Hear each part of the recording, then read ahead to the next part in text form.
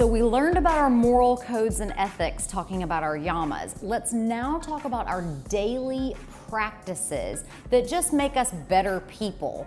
And so these are called the niyamas. So the first one is saucha. So saucha is purity. So this is typically translated into cleanliness, and cleanliness on all different levels. So it's taking a shower before you come to your yoga mat, not showing up to class stinky, not showing up to class after you've had any intoxicating substances, not coming to class hungover. All of those things are a part of saucha.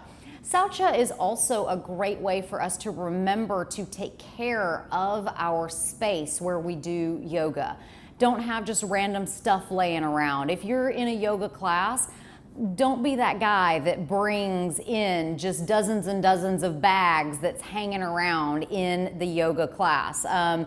Stay clean on your mat, cleaning your mat, taking care of your mat, washing all of your yoga blankets on the regular. It's easy, especially if you store your mat at the studio, it's easy for it to get away from you. Like, when is the last time I cleaned my mat? But that is what saucha is. I know I sweat a lot during yoga, and so I am always conscious to be sure that I have a yoga blanket with me so that I make sure that I don't get everything filthy on my mat and can instead get the towel dirty, take it home, wash it, and have good, clean, pure saucha practices. So the next of the niyamas is santosha, and this is contentment.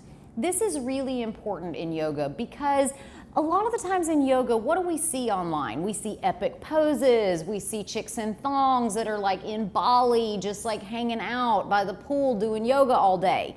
And you're going like, yeah, I'm still trying to get in downward facing dog. That is okay. Contentment with where you are in your current practice is very important. Don't be trying to get into handstands and tripod headstands when you're not there in your practice. Don't get jealous of what other people are doing. This contentment is also about contentment in daily life. Not feeling the need to go shopping all the time, not feeling the need to just constantly have more and more and more. Contentment with where you are is what the santosha is all about. The next of the niyamas is tapas.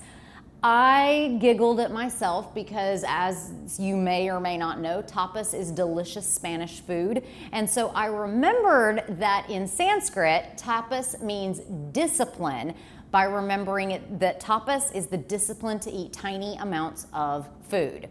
So tapas is the discipline to show up on your mat. Honestly, for me, this is the most challenging part of yoga. Leaving my apartment with the intention to walk to the studio, getting to the studio, rolling out the mat, and actually stepping onto it. It takes discipline to come to your mat every day and to meditate every day and to focus the mind every day.